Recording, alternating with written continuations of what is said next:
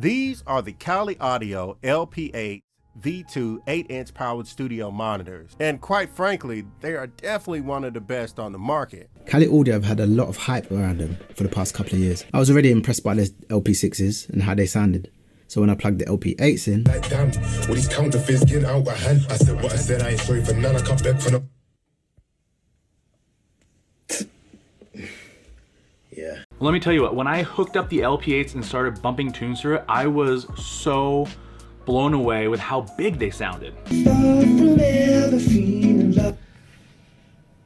The stereo image is incredible. I think Kali Audio, all of their studio monitors, I really dig them looking at the price tag they have. But this studio monitor really stands out. I have a bit of a bigger room here, but it just gets filled so well with frequencies as well. As you would probably expect from the larger driver, they sound bigger, richer and fuller, but what I was really surprised about, and I think what you might be surprised about too, is quite how much more open they sound too. The mix sounds less congested. It sounds like there's a lot more space in there to work with. So who are the Kali Audio LP8s for? They are for the music producer, the mixer, the at-home project studio mixer, the professional studio mixer. I feel like they're for someone who is starting to take their craft more and more serious. If you get to know these and you burn them in, you listen to them, you learn them, hey, trust me, they'll be very beneficial in your workflow, your creative workflow. Maybe you've upgraded for some cheap studio monitors that you might have gotten, you know, a pair for $100 from your local shop or something like that.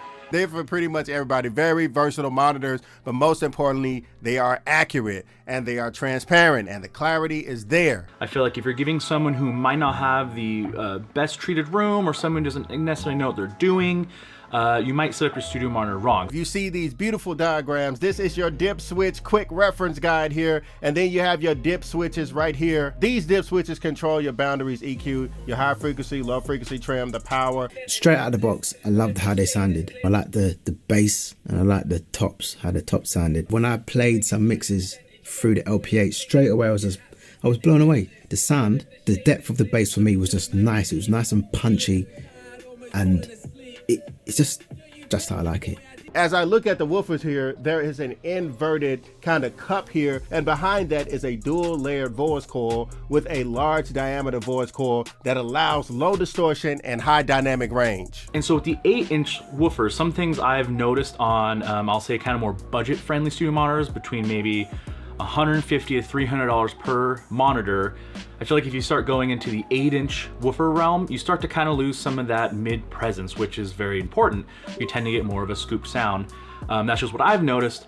So when I heard all of the mid presence from these LP8s, I was honestly floored that there was that much mids, that you know, it sounded that full. The spectrum was so full. And if you take a look at these tweeters here, these actually project a 3D imaging waveguide. You can hear three-dimensional sound from a stereo pair of speakers, which is really cool. The stereo image I get from here and just the clarity and still like deep bass, since it's an 8-inch studio monitor, it's incredible. I think just the reference this studio monitor gives with all the details on the hi-hats, on the stereo imaging, is really impressive. The bang for buck on the LP8s is, I don't know if you can beat it, truly, honestly.